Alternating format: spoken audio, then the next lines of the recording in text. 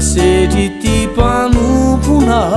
nampandresianao vatolampiko itokiako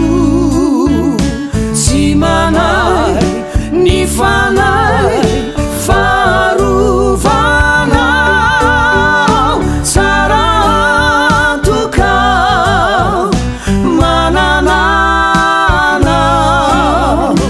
Jesosy ny andro mpiainako mbola nompoko anao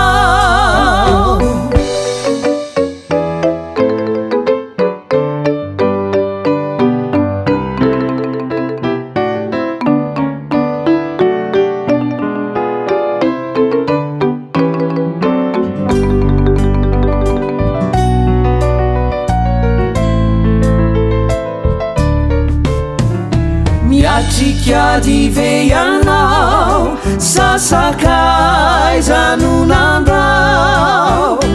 hatrakao ny lo mbola ao Jesosy ny emotra fadio ka izao no tadidio fitahina matretrika no ao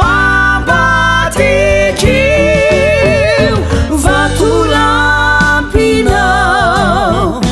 Jesosy tsy mandrao aokizay ny aiai izy no miay fiainam-baovao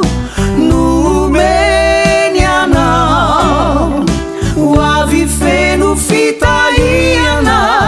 raha mino azy anao vatolampinao Jesosy tsy